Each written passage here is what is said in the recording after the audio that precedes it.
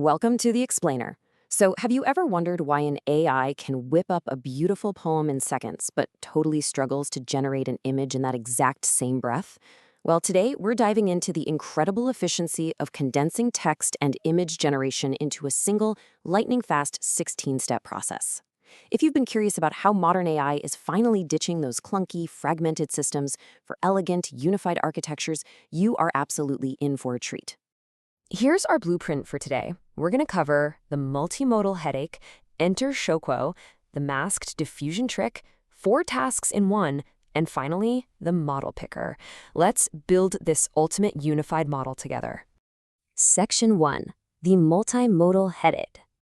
Why exactly is mixing text and images so incredibly difficult? I mean, we really have to ask ourselves why earlier systems struggled so much to combine the distinct, sequential logic of written words with the dense spatial pixels of an image.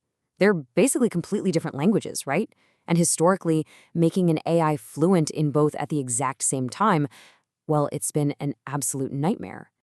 Take traditional models like transfusion, for example.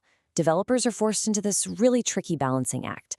They're mixing continuous diffusion for images, which think of it like painting with fluid, smooth gradients, with discrete next token prediction for text, which is way more like snapping together rigid Lego blocks. These two live on completely different numerical scales, so naturally they clash during training. But Show, it beautifully solves this whole mess by just making everything discrete Lego blocks, unifying the entire thing under one single objective. Section 2. Enter Shokwo.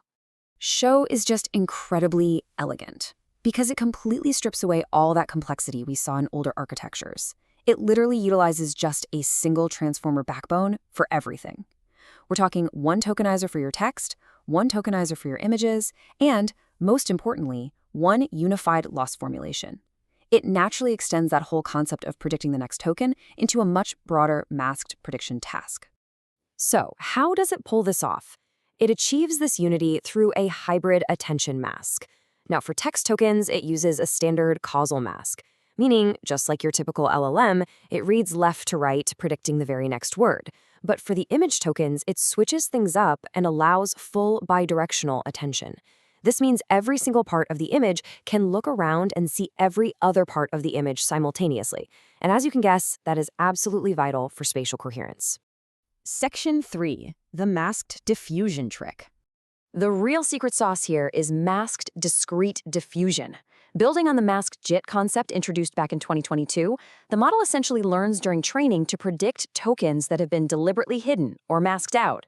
Then at inference, when we're actually trying to generate something entirely new, it iteratively unmasks only its most confident predictions.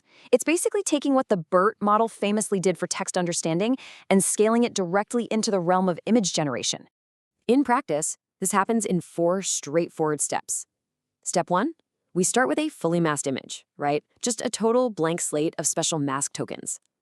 Step 2, the model goes in and predicts all those mask tokens in parallel at the exact same time. Step 3, we commit to the top K most confident predictions, basically locking them in.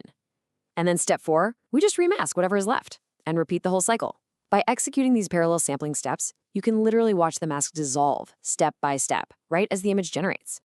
And incredibly, this entire masked discrete diffusion process takes only about 16 steps. Seriously, just 16 iterations to go from a fully masked canvas to a crisp, complete image. No way, right? Well, to put that number 16 into context, consider autoregressive models like Chameleon or Emu3. Since they generate an image token by token sequentially, they can require anywhere from 1,024 to over 4,000 forward passes. That averages out to about 2,000 steps. Now, transfusion sits at roughly 20 steps, which sounds comparable. But remember, transfusion carries a much heavier per-step computational cost. So Shokwo's speed and efficiency, they are absolutely staggering. And this speed is heavily driven by the massive compression ratio of discrete tokens. Let's break it down. A 512 by 512 image generated through Showin's token system only requires about 14,000 bits of data. That is roughly 1.75 kilobytes. Compare that to the raw pixel output of something like Stable Diffusion, which balloons to over 6 million bits, nearly 768 kilobytes. By operating in this highly compressed, discrete token space, the model is just doing substantially less heavy lifting per step. But to really optimize this unmasking process, Shoni needs a pretty smart strategy, and that's the cosine masking schedule. So we start at step 0 with everything fully masked. But instead of unmasking tokens at a boring, flat, linear rate, the cosine schedule dynamically decays the mask ratio. It smartly concentrates all the unmasking action, the mass, if you will, right in the mid-range of those 16 steps. That's exactly where the model's predictions are growing the most confident and informative. And you know what? The data shows this consistently outperforms simple linear schedules that just tend to plateau way too early. Section 4. 4 tasks in 1. Okay, check this out. A single Show checkpoint effortlessly handles 4 completely distinct tasks, depending entirely on how you format your prompt. First, it can do your standard autoregressive text generation. Second, it can do visual question answering, or VQA, where you hand it an image and it hands you back text. Third, it can do text-to-image generation using that slick 16-step masked diffusion we just discussed. And fourth, it can do image inpainting. But here is the true elegance of this whole architecture. Because of that masked prediction training objective, where the model literally spent its whole life learning to guess hidden tokens, this in-painting capability doesn't require any extra plumbing. No extra layers, no special fine-tuning. It comes completely for free. You just mask a region of the token grid, feed the rest of the image in alongside a text prompt, and the model just naturally predicts the missing pieces. Talk about a perfect alignment of training and utility. Section 5. The model picker. Now, if we gaze into our crystal ball and look at the expected 2026 taxonomy of AI models, we can clearly plot out exactly where Showa sits. Up at the top, you've got your discrete, next token prediction models like Chameleon. Great, simple, but painfully slow. Down at the bottom, you have the newer, continuous models using flow matching like Janus Flow. But Showa, it sits right in the sweet spot on that second row. It leverages those lightweight discrete tokens, but pairs them with the highly parallel masked diffusion mechanism. This completely separates it from both the slow, autoregressive crowd and the hyperparameter-heavy continuous models. So, what should we actually take away from all this? Well, your choice ultimately boils down to your project's priorities. You're going to want to choose Showa when you need a unified, rapid utility tool. We're talking text-to-image, inpainting, and visual understanding, all baked into one open model with top-tier speed. On the flip side, you might lean towards a model like Transfusion if absolute peak continuous image quality is your #1 concern.